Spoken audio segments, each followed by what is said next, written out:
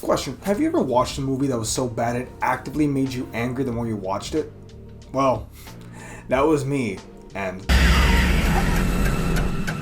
it's insane to me because David Sandberg really fell off. Like, he directed a good movie in Lights Out, a better movie in Annabelle Creation, he directed a great film in Shazam, downgraded with Shazam Fear of the Gods, if we're all being honest, and we know some of that was out of his control, DC coming to an end, whatever. And then this. Just, maybe. David. Baby. You need to take a break, my dude, because this movie is about as creatively bankrupt as you can get, and I'm only gonna get meaner from here. I'm sorry. This is the worst kind of movie. And it's bad because it's not just that it's boring, right? The problem is that this movie had potential. There are other movies that are bad, that are boring, but you knew they never really stood a chance. Welcome to Raccoon City was bad. Into the Lost Lands is bad. This movie is worse than both of those because it felt like it had potential. Right? I mean, Raccoon City actually did have quite a bit of potential. But this movie, it had story there. It had a successful IP. It's a horror film based on an established IP that is wide open for either a follow-up, a direct adaptation, or a film based in the same universe with similar lore. Now stop me if you've heard this one before. 7 young adults go into a cabin way out into the middle of the mountains. Not to find a sister that ran away, but maybe they're going as one last hurrah as they're all graduating from college and will now all have to go in their separate directions. Some to grad school, some to start careers. So this is really their last chance to really all hang out before life truly begins. 6 of them grew up in the same neighborhood, so they have a really close bond.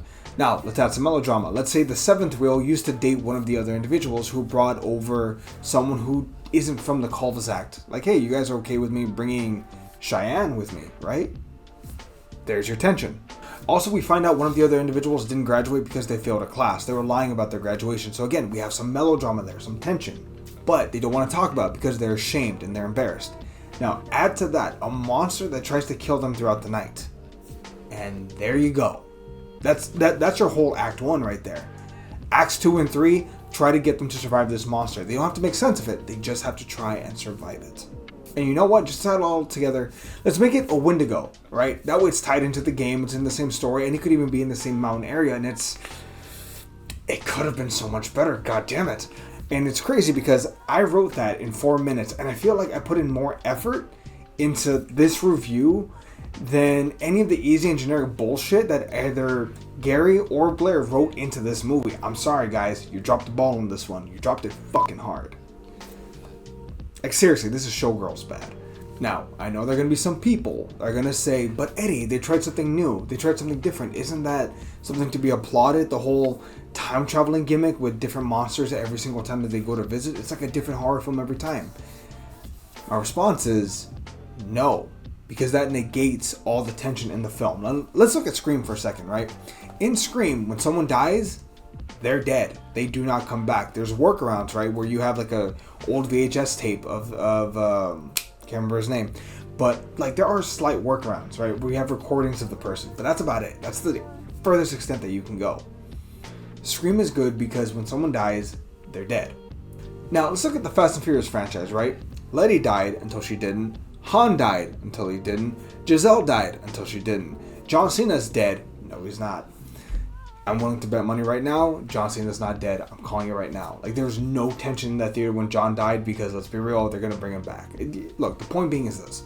The fact of the matter is that we need to have some established rules in this world. And because everything kept hitting reset, there wasn't really any tension because no one perma-died. I mean, maybe if they had perma-killed someone early on, maybe that could have added something, but you also have so many shallow characters. You only have 5 people, and only one of them is kind of likable. The other 4 are garbage, written at least. I'm not attacking the actors, although I feel sorry for the actors because let's be frank here, this is going to be a shit stain on their resume for a very long time. And again, if it sounds like I'm being harsh, I'm a very forgiving person, but this movie was just bad.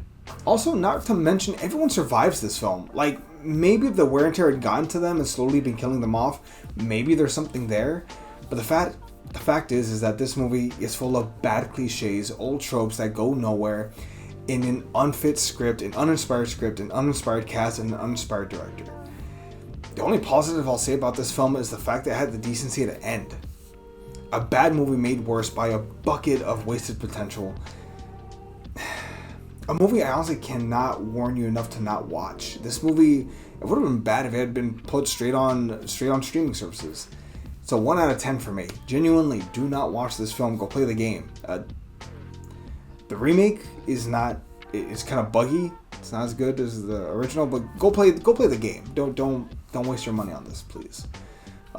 Sorry for such a negative review, but that's just it's not good. What's a good film that's out right now? Let us know down below. We'd really appreciate it, and we'll catch y'all next time. We'll see everybody.